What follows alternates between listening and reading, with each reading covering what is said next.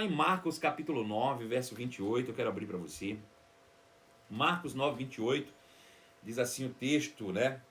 Quando entrou em casa, os seus discípulos lhe perguntaram em particular, perguntaram a Jesus: por que não podemos nós expulsá-lo? E respondeu-lhe Jesus: porque esta casta de demônio não pode sair senão por meio de oração e jejum.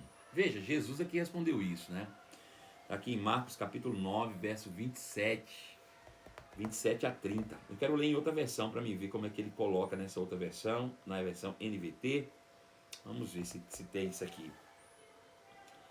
Ele diz assim: depois, quando Jesus estava em casa com seus discípulos, eles perguntaram: por que não conseguimos expulsar aquele espírito impuro? E Jesus respondeu: essa espécie só sai com oração. Veja, aqui na NVT ele não traz jejum mais. É interessante, não é? Veja, na revista atualizada ele traz: essa caixa de demônio não sai senão por jejum e oração. Mas agora, aqui na NVT só tem, respondeu Jesus, essa espécie só sai com oração. Eu quero ver a NVI também. Vamos ver na NVI para ver como é que tá, né? Diz lá assim: depois de Jesus ter entrado na casa, seus discípulos lhe perguntaram em particular: por que não conseguimos expulsá-lo? E ele respondeu: essa espécie só sai pela oração e pelo jejum. E essa espécie só sai pela oração e pelo jejum está aí entre aspas, né? Veja, é interessante você ver o seguinte: quando você olha na revista e atualizada, e aí talvez vai mexer um pouquinho com a tua cabeça isso, mas é uma realidade. Revista e atualizada, de João Ferreira de Almeida, ela traz esse texto dizendo que tais castas de demônio, respondeu, essa casta não pode sair senão por meio de oração. Aí entre colchetes, né, está escrito e jejum. É que na maioria dos manuscritos originais não trazem a palavra jejum. Em algum momento essa palavra entrou a mais aí ou saiu, né? É bem possível que tenha entrado de fato a mais na época da igreja primitiva, principalmente no primeiro e segundo século, ou terceiro século, quando houve uma secularização da igreja, né? E algumas coisas acabaram sendo acrescentadas nos manuscritos e isso virou parte, né, a princípio do cânon, né? Depois de muitos anos, agora mais recentemente nas traduções mais modernas, começaram a perceber que existiam mais manuscritos sem essa palavra do que com essa palavra. Então se sugere que realmente ela foi acrescentada e algumas bíblias mais novas, versões mais novas, já não trazem a palavra jejum. É bem interessante isso, né?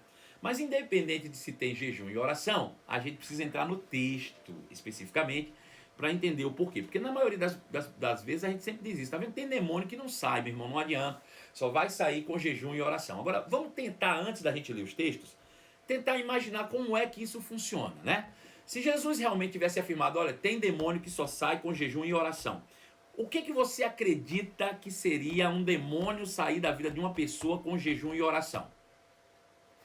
Duas respostas para você. A ou B, tá? Jesus disse, ei, esse demônio aí só sai com jejum e oração. Aliás, A, B ou C, tá? Vou te dar 3 sugestões e você me responde A, B ou C. Jesus quis dizer o seguinte, ó, esse demônio aí só sai da vida daquela pessoa se você que está orando, jejuar, orar. Essa é a. B, ó, esse demônio da vida daquela pessoa só sai se a pessoa que está endemoniada jejuar e orar. Esse é B. E letra C, esse demônio só sai da vida daquela pessoa se o demônio jejuar e orar. Então responde para mim, A, B ou C. Como é que você acha que foi que Jesus disse aí? Fala para mim. Quem vai me responder primeiro aí? O que é que Jesus quis dizer com isso? Vou esperar a tua resposta aí. A, Gisele Braga.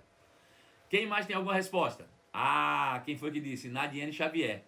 Pedro Pacífico, B, tá aí, ó. Suzo, A, Nayara, A, tá aí. Nayara Rodrigues, beijo, Nay. Ah, todo mundo de A, né? Então vamos lá, vamos entender. Jesus disse que... a Fernanda Bossi disse que o demônio é que tem que jejuar e orar, tá certo. Eu também acho que se o demônio jejuar e orar, sai bem. Ele até converte. Até se converte. Bom, enfim. Veja, vamos imaginar que eu esteja expulsando um demônio na vida de alguém e eu percebo que esse demônio não sai. Aí eu vou jejuar e orar, né? Para que esse demônio saia. Deixa eu te perguntar uma coisa. Nós já vimos ontem aqui que o jejum não tem poder para mudar Deus, que o Deus não muda, é o mesmo, que o jejum que eu faço não muda outro. O jejum que eu faço muda a mim mesmo, né? O objetivo do jejum é consagração pessoal, é mortificação da carne. É uma doutrina bíblica, claro, né? E bem comum, por sinal, inclusive o próprio Jesus, né? Ele, de fato, praticava o jejum. Nós vimos também os discípulos praticando jejum, Paulo praticando jejum. Mas como pode o jejum que eu faço afetar a vida do outro ou um demônio, né? Como é que isso pode? Que isso tem a ver uma coisa com a outra, né? Quem pode me responder aí? Alguém pode me responder se tem alguma coisa aqui que possa, sei lá, desencadear, né? No momento que eu jejum, sai um poder, um raio da minha... O que acontece? Né? Que o meu jejum pode fazer, já que você respondeu A, que o meu jejum pode fazer com que o demônio saia da vida do outro, né? Quem pode me responder aí? Tem alguém que possa me trazer uma resposta antes da gente ler os textos? Sim ou não? Ninguém? Todo mundo calado agora, né? Sabia que você ia ficar calado aí, né? O senhor tem que esperar eles receberem agora que eles vão começar a responder o senhor. Você fica mais sensível à unção, Aldo Macedo falando. Sim, e o que tem? Se eu ficar mais sensível com a unção, vai mudar a unção ou não? Deus não muda. Não. Ficamos mais sensíveis a ouvir o Espírito Santo. Tá, e se eu ouvir o Espírito Santo melhor, eu vou expulsar um demônio maior? Que relação tem eu ouvir o Espírito Santo com expulsar o demônio? Estamos mais conectados com Deus e fortalecidos. Bom, estamos mais conectados com Deus não é uma realidade não. Você pode estar mais sensível a Deus, mas conectado você já está pela obra de Cristo. Acho que vou agora de B, já mudei de opinião. Acho que também respondi B, agora também já não vou mais, vou de B. Eu fui de B desde o início. Tem gente indo de B agora. Ixi, meu Deus, e agora? Como ficamos? Ah, alguém falou, temos mais discernimento. Bom, é uma possível resposta. Se eu faço jejum e oração, eu estarei mais sensível a Deus. Vamos ver aqui, mais... Preciso entender que somente entendo que já tem autoridade. Ah, muito bem, é uma boa resposta, né? Vamos entender então. Então vamos fazer o seguinte, vamos rastrear a história desde o início, para que a gente possa entender o que estava se passando aqui. Mas antes de começar essa história, deixa eu fazer algumas perguntas para você me responder, para que haja interatividade, tá bom? Quantas pessoas compunha a equipe ministerial de Jesus? Quem pode me dizer? Hã? Quantas pessoas compunha a equipe ministerial de Jesus? 12, falou um aí. 12, era mais, gente. Eram mais, gente, era 13. Uai, e Jesus? Conta com ele. Você está tirando Jesus do negócio, gente. Eram 13.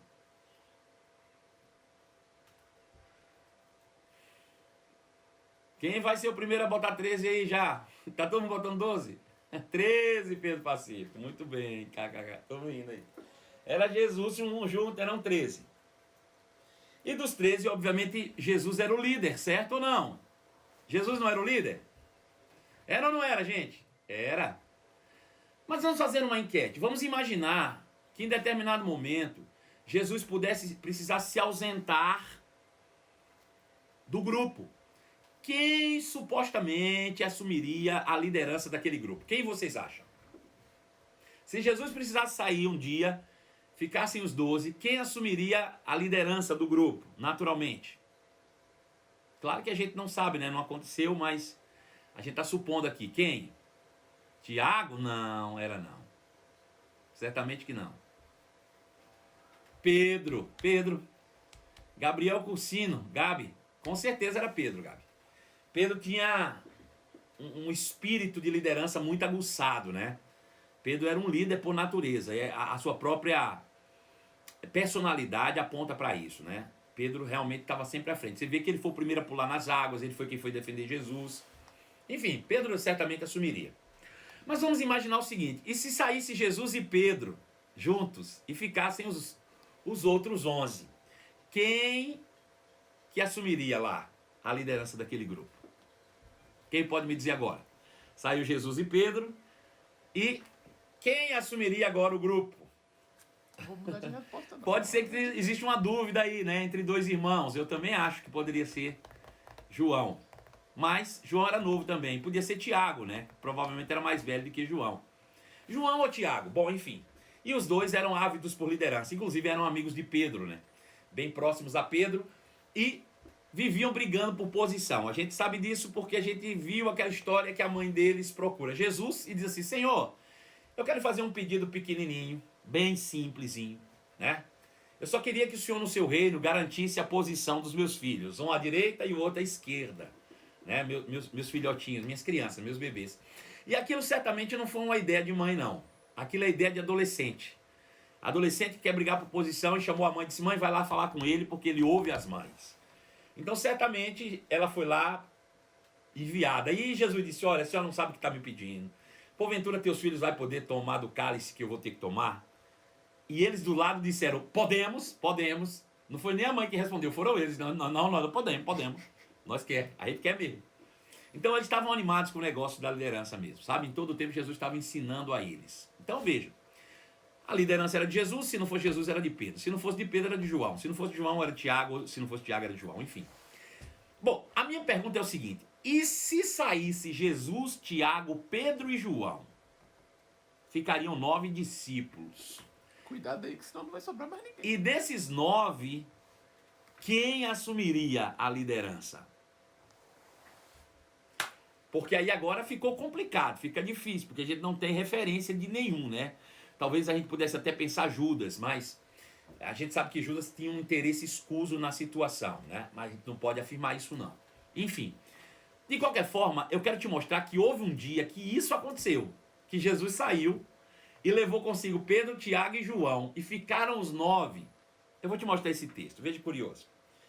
Lá em Lucas, capítulo de número 9, Lucas 9, se você acompanha com a sua Bíblia, dá tempo de você abrir. Lucas capítulo 9, verso de número 1. Conta uma história interessante, Lucas 9, 1. Eu vou abrir aqui, posso? Lucas capítulo 9, versículo 1. Conta uma história interessante, ó. Veja só, diz assim: Jesus reuniu os 12. Aliás, não é esse não, pera aí. Vou achar aqui. Aqui.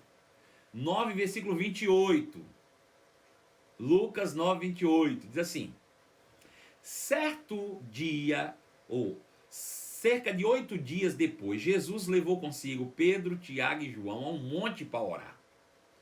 Jesus levou consigo Pedro, Tiago e João e foi para o monte orar. Isso significa que embaixo ficaram os 9. Enquanto ele orava, a aparência do seu rosto foi transfigurada ou transformada, e suas roupas se tornaram brancas e resplandecentes. De repente, Moisés e Elias surgem e aparecem e começaram a falar com Jesus. Veja que situação. Jesus pega Pedro, Tiago e João e sobe os 4 para o monte. Vão orar. Sobe lá para cima. Os outros ficaram aqui embaixo. Começaram a orar. De repente, no meio da oração, Jesus começa a se transfigurar diante deles. Seu rosto começa a brilhar, suas roupas ficam resplandecentes. E para a perplexidade deles, surgiram Moisés e Elias. Veja que coisa curiosa. E começaram a falar com Jesus. Tinham um aspecto glorioso e falavam sobre a partida de Jesus que estava para se cumprir em Jerusalém. Do que é que eles falavam, Elias e Moisés? Quem pode me responder? Com base no texto que eu acabei de ler. Moisés e Elias aparecem e falam sobre algo. O que é que eles falam? Sobre o quê? Quem pegou aí? Vamos lá, gente. Estão correndo na Bíblia, né? Estou entendendo. Oh, aleluia! Estavam falando sobre o quê? A partida de Jesus? Sobre a partida de Jesus. Sobre a morte de Jesus. Isso, Hudson. Sobre a partida de Jesus. Sobre a morte de Jesus. Tinha um aspecto glorioso, falava sobre a partida de Jesus, que estava para se cumprir em Jerusalém. Pedro e os outros lutavam contra o sono, mas acabaram despertando quando viram a glória de Jesus e os dois homens que estavam com ele. Quando Moisés e Elias iam se retirando, Pedro, sem saber o que dizia, falou: mestre, é maravilhoso demais estarmos aqui. Vamos fazer 3 tendas. Uma será sua, uma de Moisés, outra de Elias. A gente fica do lado de fora, não tem problema não. Enquanto ele ainda falava, uma nuvem surgiu e os envolveu, enchendo-os de medo. Então uma voz que vinha de uma nuvem disse: este é meu filho, meu escolhido, a ele escutai, ouçam apenas a ele. Quando a voz silenciou, só Jesus estava ali. Naquela ocasião, os discípulos não contaram a ninguém o que eles tinham visto. Veja que coisa curiosa isso aqui, né? E isso é bom, irmão, isso é gostoso de ler, sabe? O que significa, pastor? Veja que é curioso. A Bíblia diz que eles subiram para orar, os 4. Quando eles começaram a orar, Jesus se transfigura diante deles e aparece Moisés e Elias. E esses 2 camaradas têm uma representação bem importante aqui. Moisés representa a lei e Elias representa os profetas. Veja, a antiga aliança inteira, o Antigo Testamento todo, foi pautado nisso, em Moisés e os profetas. Moisés representando a lei e os profetas, e Elias representa aí os profetas. Qual era o objetivo da lei e dos profetas? Veja, o povo de Israel, os judeus, assim como Pedro, Tiago e João, até aquele tempo, até aquele momento, viveram guiados pela lei e pelos profetas. Eles viviam a sua vida com base nisso, na lei e nos profetas. Só que Jesus leva eles e mostra a sua glória. E eles ficam impactados com aquilo. E dizem assim: vamos fazer uma tenda aqui para ficar os 3. E a Bíblia diz que uma nuvem os cobre e Deus diz: ei, presta atenção aqui. Jesus é meu filho amado. A ele ouvi. A lei e os profetas já passaram. Escutem a Jesus. A lei e os profetas falavam sobre o que iria acontecer com Cristo. A lei e os profetas testemunhavam daquilo que iria acontecer com Jesus. Então você pega Moisés, a lei de Moisés, ou o Pentateuco, os 5 livros de Moisés, e todos os profetas, eles apontam para a morte e para a crucificação de Jesus. Só que quando Jesus chega, ele agora é a autoridade máxima. A ele ouvir. João disse a mesma coisa quando ele disse assim, lá no Evangelho de João, capítulo 1, verso 17, a lei foi dada por intermédio de Moisés, mas a graça e a verdade vieram por meio de Jesus. Hebreus capítulo 1 fala a mesma coisa. Deus falou muitas vezes e de várias maneiras aos pais, pelos profetas, mas nos últimos dias ele nos fala por meio do Filho. E isso é bem importante para você colocar seu foco naquilo que Jesus fala e não naquilo que a lei e os profetas falam. A lei e os profetas tinham como objetivo apontar para Jesus e não determinar quem Deus é, por exemplo.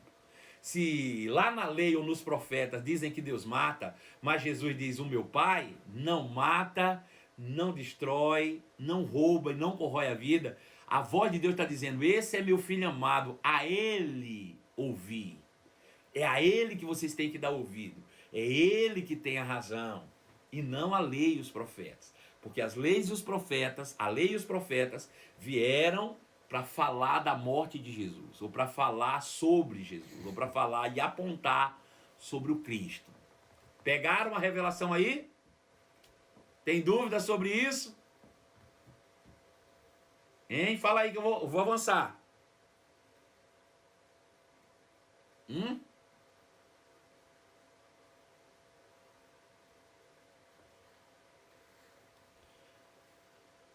Pegaram? Tudo certo? Glória a Deus. Aí veja, versículo 37. Terminaram a noite. No dia seguinte, quando desceram do monte, veja só, no dia seguinte, quando desceram do monte, uma grande multidão veio ao encontro de Jesus. Para aqui um pouquinho, vamos pensar. Estavam os 4 no monte, aconteceu aquilo. No outro dia, quando eles desceram do monte. Quantos que desceram do monte? Vamos lá, responde aí comigo, pra você pegar a visão aí. E quantos tinham ficado lá embaixo? Quantos desceram do monte e quantos ficaram lá embaixo? Bota os 2 números separados aí.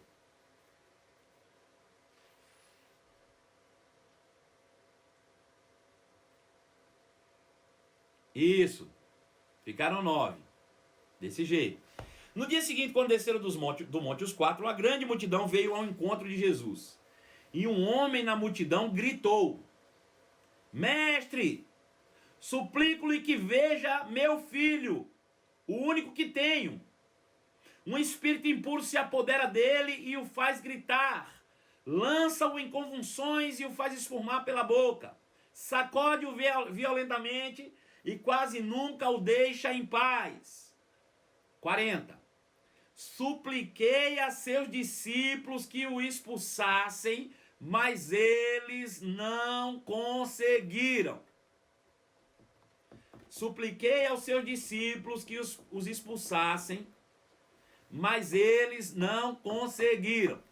Quantos tentaram expulsar aquele demônio? Quem pode me responder? Vai pegando aí. Quantas pessoas tentaram expulsar aquele demônio? Responde aí, gente.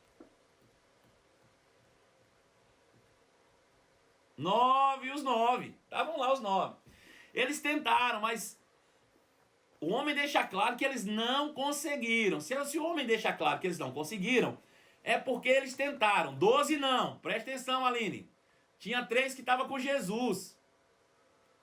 Era Jesus mais 3. Só estava lá embaixo os 9. Foram os 9 que tentaram. Os outros não estavam lá, não. Presta atenção. Os 9 tentaram e não conseguiram. Agora veja e olhe para cá. Como é que vocês acreditam que eles tentaram expulsar esse demônio?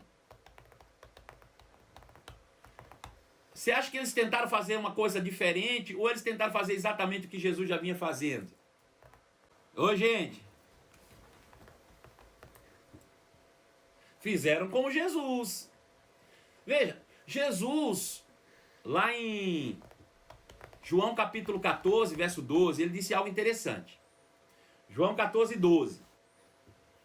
Ele disse assim: em verdade vos digo, aquele que crê em mim fará também as mesmas obras que eu faço. Jesus disse isso para os discípulos. Ó, em verdade vos digo, aquele que crê em mim fará também as mesmas obras que eu faço. Veja, então se nós podemos fazer as mesmas obras que Jesus faz, certamente vamos imitá-lo como fazer, certo? Sim ou não? Mas dentro dessa questão de fazer as mesmas obras que Jesus faz, eu quero te fazer uma pergunta. Quais são as obras que Jesus fez, que nós também podemos fazer? Quem pode me citar algumas obras aí que Jesus realizou e que nós também podemos realizar? Quem pode me falar aí? Algum tipo de obra que Jesus tenha realizado? Milagres, maravilhas e prodígios. Sim, claro. Pedro falou, curar enfermos, obviamente também. Curar, lógico. Libertar pessoas do mal, claro, sem dúvida. Pode ou não pode? Pode. Sarar enfermos, expulsar demônios. Multiplicação, cura, exatamente, cura, libertação, expulsar demônios, beleza, é isso mesmo. Agora veja só, quando a Bíblia diz, ou Jesus se expressa dizendo, aquele que crê em mim fará também as mesmas obras que eu faço, Jesus não estava restringindo isso apenas a milagres, mas Jesus estava falando o seguinte, que aquele que crê nele pode andar como ele andou, e é isso que João diz na sua primeira carta, ele diz, aquele que diz estar nele deve andar como ele andou. E não seria apenas realizar milagres, mas se nós cremos em Jesus, nós podemos viver como ele viveu e andar como ele andou. E quando a gente olha para a vida de Jesus aqui na terra, o ministério terreno, a gente vai perceber que a vida dele não foi só fazer milagres. Você concorda comigo? A vida de Jesus não foi só fazer milagres. Ele, por exemplo, perdoou pessoas, não é? Ele assistiu necessitados, ele amou, ele perdoou os que lhe ofenderam. Tudo isso faz parte, né, das obras de Jesus. Então, eu poderia dividir a obra de Jesus em duas partes, para a gente ter uma sistematização mais fácil da compreensão aqui, tá bom? Vamos dividir a obra de Jesus em duas partes. Obras de poder, as quais vocês já falaram, e obras de caráter.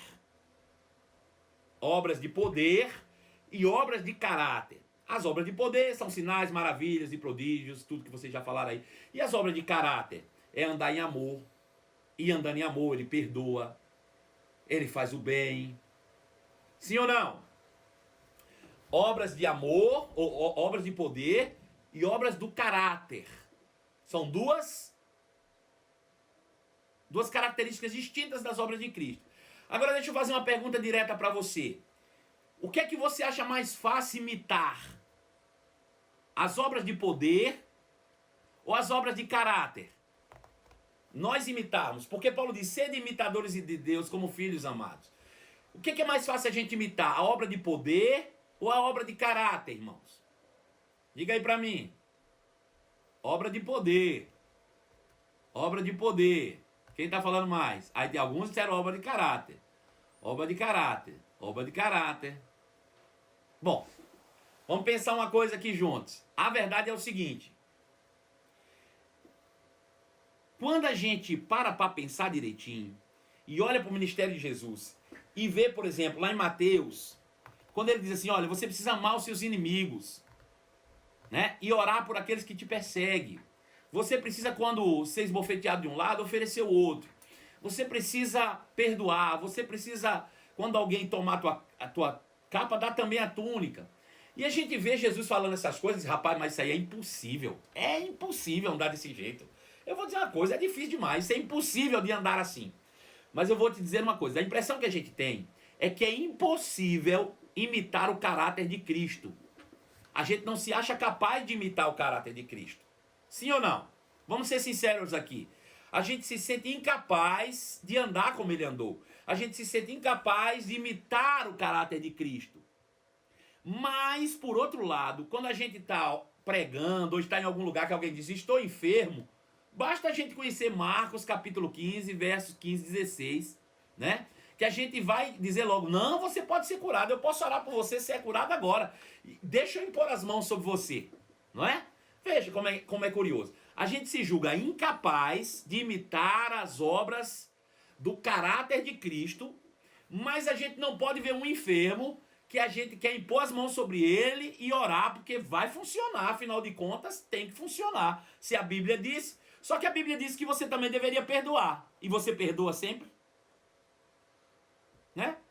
Então, veja, a gente normalmente acha impossível imitar o caráter, mas não perde a oportunidade de impor as mãos sobre o enfermo e imitar o poder.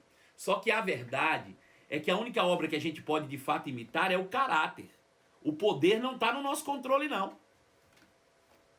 Né? Ninguém me impede de perdoar, ninguém me impede de abraçar alguém, ninguém impede de amar alguém, ninguém pode me impedir essas coisas. Contra essas coisas não há lei. É isso que Gálatas fala. Então não existe alguma coisa que pode e não pode quando se trata de andar em amor, por exemplo, que é a obra de Cristo. Andar em amor e andar no poder. Andar em amor, não tem ninguém que me impeça andar em amor. O que me impede de andar em amor é o meu ego. O que me impede de andar em amor sou eu, as coisas que eu carrego por dentro, né? Os meus complexos, os meus medos, essas coisas. Isso aí me impede de andar em amor. Mas ninguém pode me impedir de andar em amor. Agora, manifestar poder não está no meu controle, não. Manifestar poder é dom do Espírito e não meu.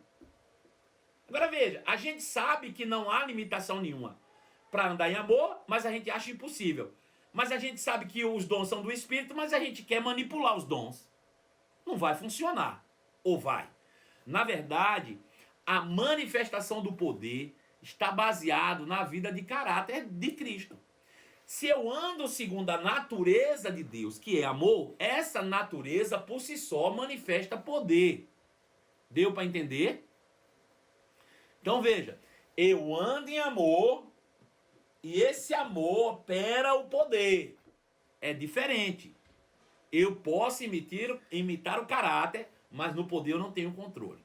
Pegou isso? Agora veja. Os discípulos tentaram imitar Jesus. Então eles devem ter feito exatamente como Jesus fez. A pergunta era, eles estavam andando como Jesus andou?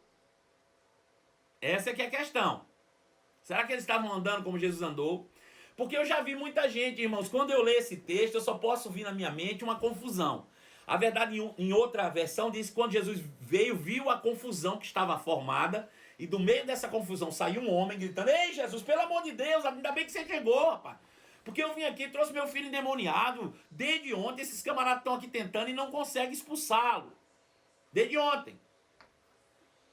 Ou seja, eles tentaram, eles botaram a mão, saia em nome de Jesus, o outro diz, está amarrado em nome de Jesus, o outro diz com a mão para trás, o outro diz com a mão para frente, o outro diz fica em pé. Eu acho que o demônio perdeu a paciência e disse, chega! Toma uma decisão aí, o que é que vocês querem da vida? Pelo amor de Deus, quer dizer, pelo amor de qualquer coisa.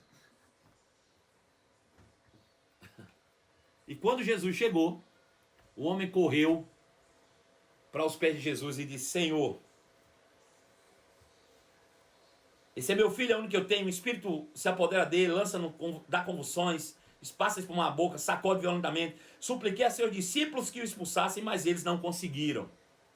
E Jesus disse, ei, irmão, aquilo que você diz de cara é a resposta do que você precisa, pode ter certeza.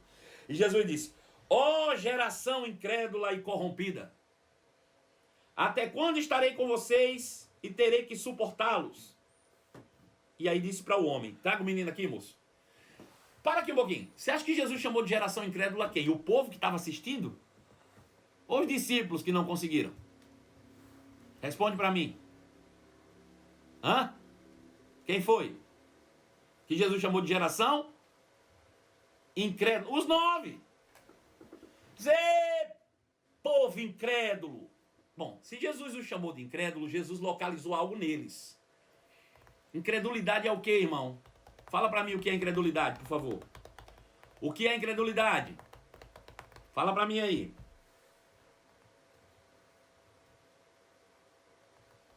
Hã? O que é incredulidade? Falta de quê?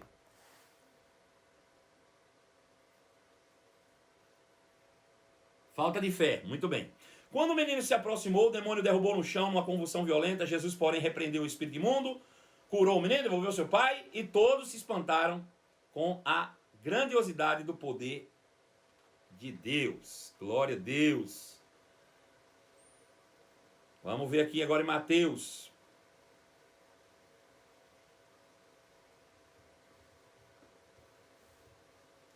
Mateus, estou lendo o mesmo texto, tá? Só estou pegando no Evangelho diferente. Mateus capítulo 17. Versículo 18 diz assim, então Jesus repreendeu o demônio e ele saiu do menino, que ficou curado a partir daquele momento. Versículo 19 diz assim, mais tarde os discípulos perguntaram a Jesus em particular, por que não conseguimos expulsar aquele demônio, Jesus? Para aqui um pouquinho, veja.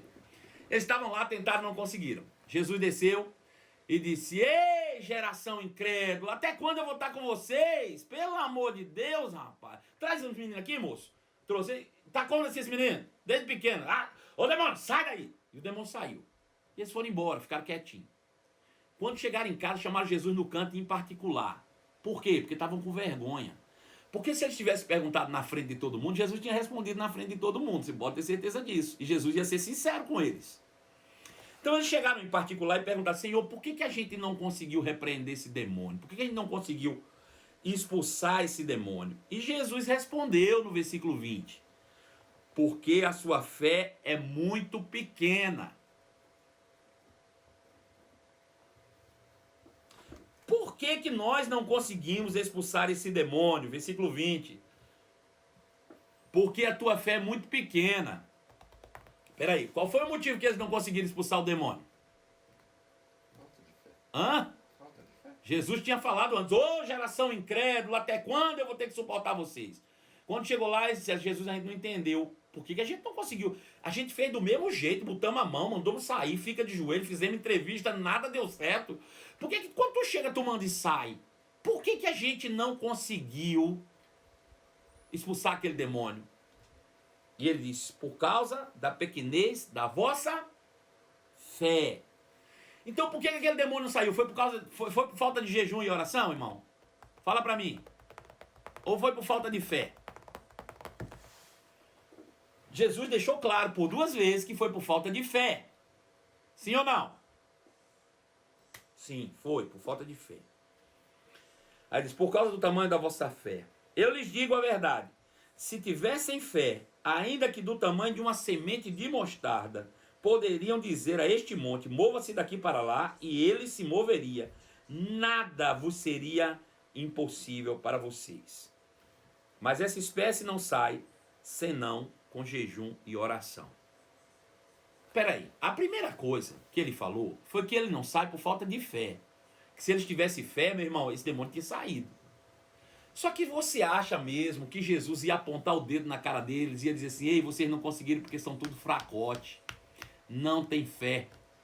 E eles dissessem, Jesus, mas como é que a gente resolve o problema? Jesus disse, se vira, não sei, vai descobrir. Você acha que Jesus ia fazer isso? Você acha que Jesus ia mostrar o problema e não mostraria uma solução para o problema? Hã? Você acha mesmo que Jesus ia dizer para você, sabe por que você não está resolvendo seus problemas? Por isso disse isso. Agora depois não ia te falar como você resolveu o problema? Hã? Claro que ele iria. E foi o que ele fez. Ele disse, olha, tem coisa que vai ser mais fácil, vocês já estão acostumados, tem coisas que não. Agora veja. A fé é a manifestação da própria natureza de Deus em nós. Põe isso na sua cabeça. A fé é a manifestação da própria natureza de Deus em nós. Paulo disse o seguinte, que a fé opera pelo amor. A fé opera através do amor. A fé opera pelo amor, através do amor. Pegou isso? Agora eu te pergunto, o que é o amor? Quem é o amor? Amor é a natureza de quem? Do diabo? De quem é o que é o amor? É a natureza de quem? Fala comigo. De Deus, Vinícius, isso mesmo. A fé, o amor é a própria natureza de Deus. Deus é amor. Ele diz, a fé opera por meio da natureza de Deus. Nós temos a própria natureza de Deus hoje em nós. Está dentro de nós. Agora eu te pergunto, a tua mente só é consciente da natureza de Deus que você carrega? Ou você ainda carrega reflexos da tua vida carnal? Se você tem só a natureza de Deus operando na sua vida, é muito fácil você andar como Jesus andou, no caráter, né? Se você anda segundo a natureza de Deus, é muito fácil você andar no caráter de Cristo. Você vai perdoar, você não vai ter ofensa, você não tem nada disso, não tem inveja, não tem nada. E aí fica muito fácil você operar no poder. Só que a gente acha que está andando em fé, mas carrega dentro de si mesmo ecos, reflexos da natureza carnal. Não tem a natureza carnal porque Cristo te justificou, mas a tua carne, ela tem saudade das coisas passadas, é como um eco, é como um reflexo do passado, é como alguém que perdeu um braço, por exemplo, e de vez em quando, mesmo sem o braço, ele estica para pegar uma xícara, por causa do reflexo. Na cabeça dele, é como se a sua mente ainda soubesse que tivesse braço. Deu para entender o que eu estou dizendo? Ele já não tem o braço, mas ele faz como se tivesse, porque a mente dele se lembra. Então, a nossa mente carrega reflexo da nossa vida carnal. E isso precisa ser tratado, porque tem coisas dentro de você que impedem a operação da tua fé. Tem coisas dentro de você que impede a operação da natureza de Deus na tua vida que você nem sequer sabe. Ou às vezes sabe e não quer tratar. Jesus diz, quer resolver o problema da pouca fé? Se consagre. Vá orar, vá jejuar e você vai descobrir o que está impedindo a tua fé. Tem um texto interessante, eu estou terminando já a nossa live de hoje. Eu só vim pagar meu compromisso. Está lá em Isaías, capítulo 58, se eu não me engano.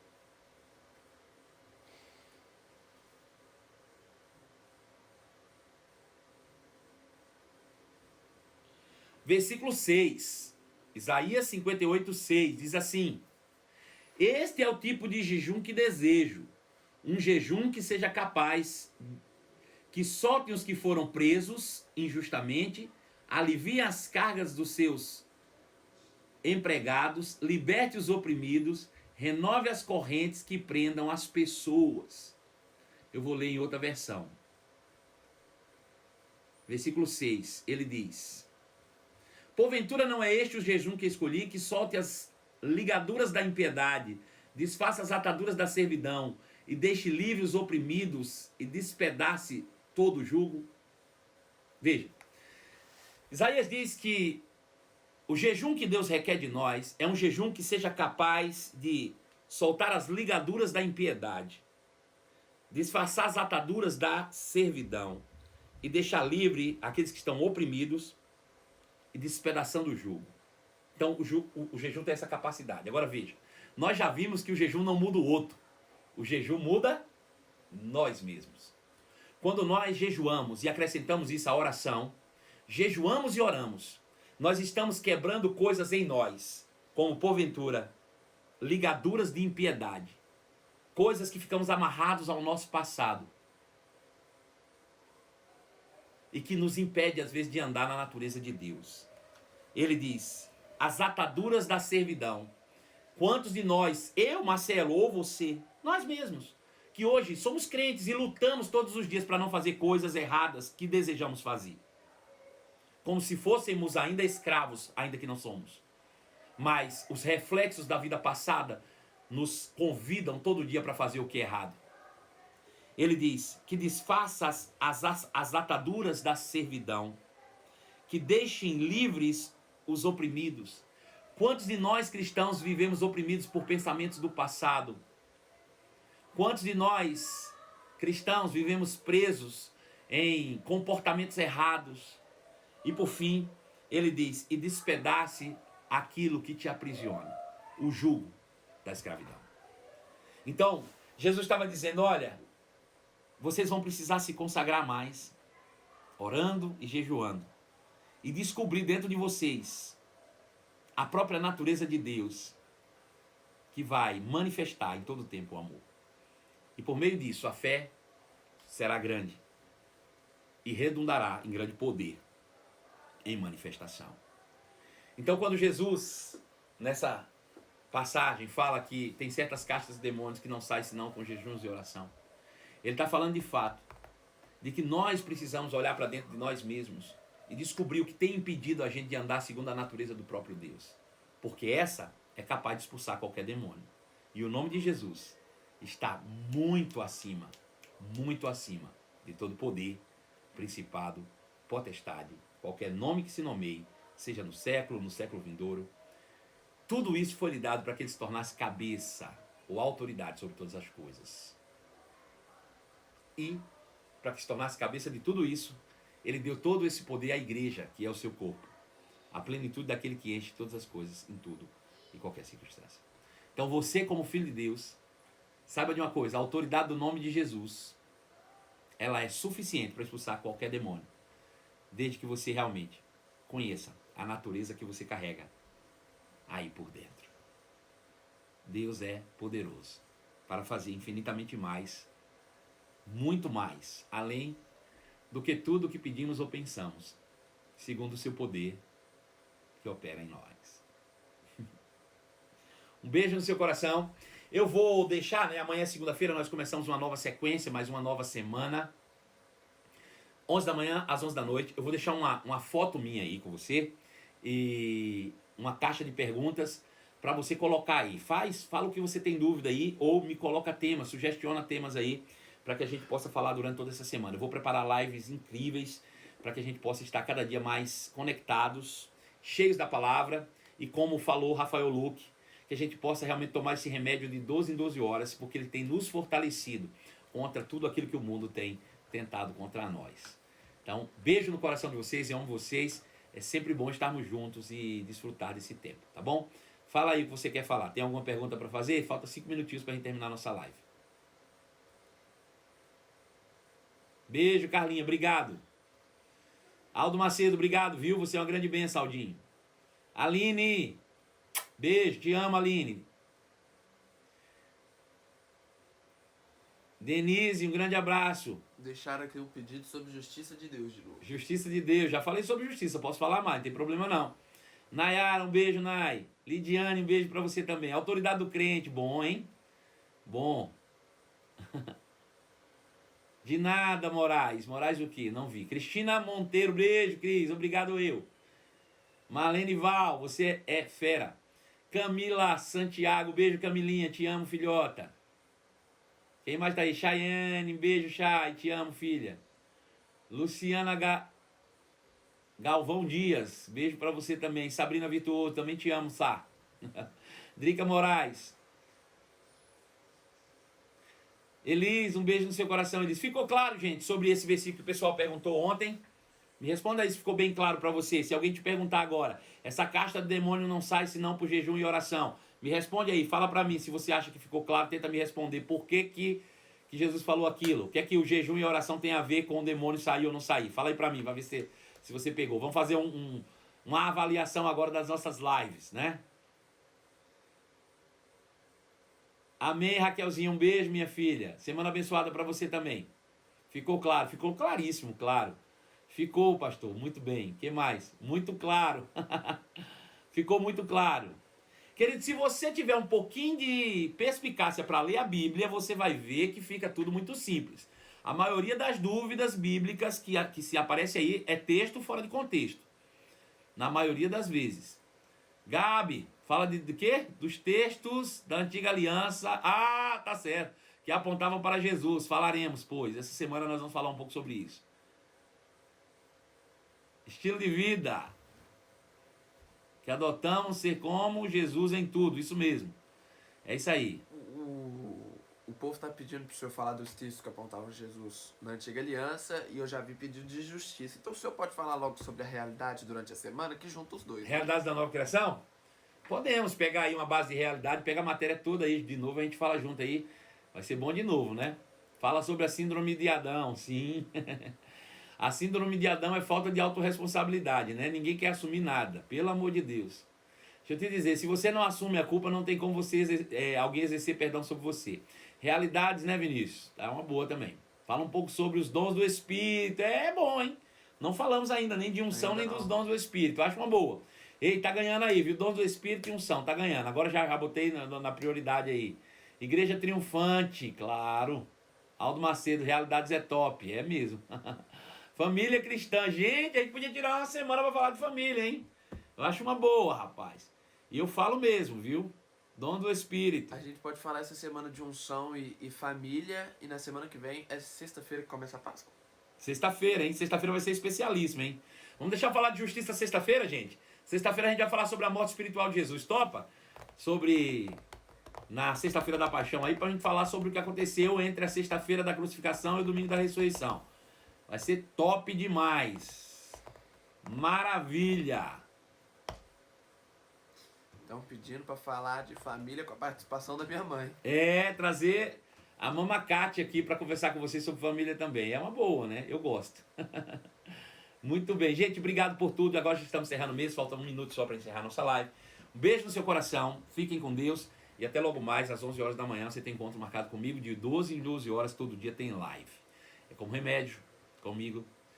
Às 11 da manhã e às 23 horas aqui nesse canal. Com você. Não esquece de dar uma passada lá no YouTube, dá uma conferida nas novidades, inscreve-se no nosso canal, deixa o seu like e marca o sininho lá, para você receber sempre boas notícias. Um beijo, tchau, fui!